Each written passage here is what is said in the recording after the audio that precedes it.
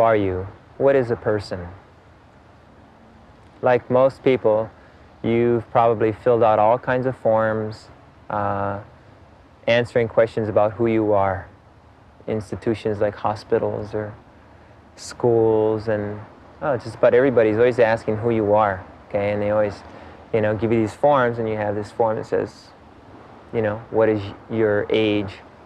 How old are you? What color are you? And, what is, whatever other identities you got, they want to know about them, okay? They want to know who you are. So you write down, I'm 30 years old, I'm black, I'm a librarian, I'm female, okay? All these different labels based upon, your body, okay? Your body's 28 years old, so you say, I'm 28 years old. Your body's black, so you say, I am black. See, or your body's white, so you say, I am white, okay? You have all these different labels on your body, okay? So when people ask you who you are, you answer according to these labels, right? Isn't that what people, how old are you? I'm 28. Why are you 28? Because my body's 28 and I am my body. In other words, most people identify themselves with their material body. They identify themselves with their physical body, okay? The problem with this is that, are you sure that you are really your body? What if I ask you, how old are you? And you identify with your shirt. Okay, and maybe your shirt's, 2 years old. So you go, oh, I'm 2 years old. Okay? I mean, obviously, the question, you're answering the question, answering questions about yourself will be dependent upon what you identify yourself as. Okay? So most people identify themselves as their physical body. Okay? And then in connection with that, all the labels, all the different titles and so on that, their physical body has got. That's what they can consider themselves to be. But are you your body? Am I the body? Are we our bodies? This is really the beginning, the very beginning of the question, who am I? This is the very beginning of answering this question. What is our essence? What am I? Who am I? Okay?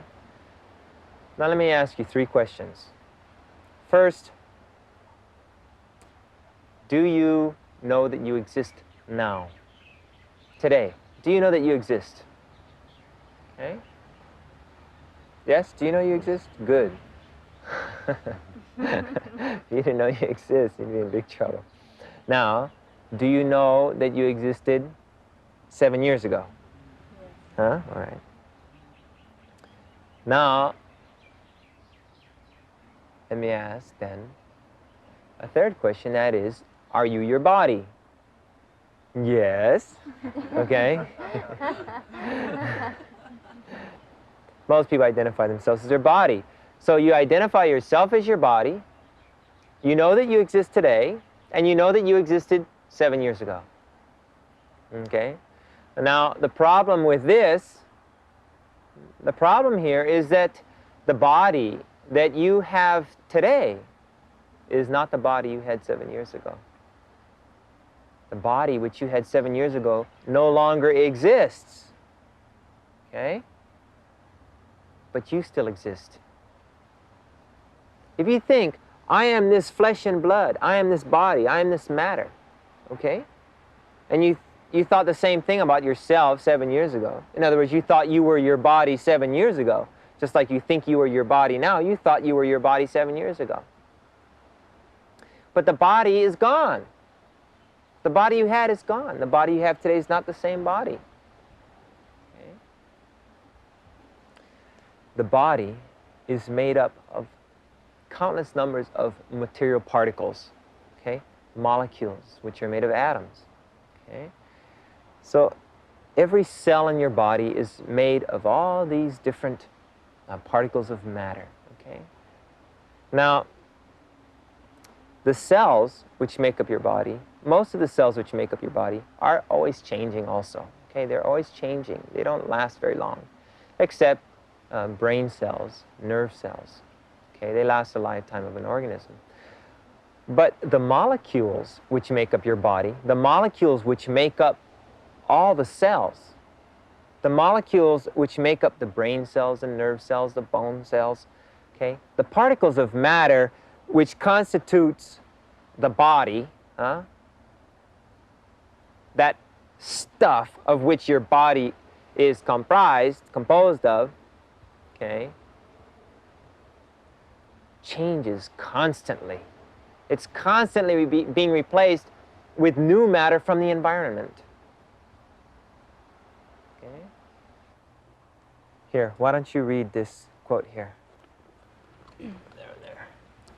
Dr. Paul C. Abersold of the Oak Ridge Atomic Research Center has reported that his radioisotope tracings of the numerous chemicals continuously entering and leaving the body have convinced him that about 98% of all the 10 to the 28th power atoms in the average human are replaced annually.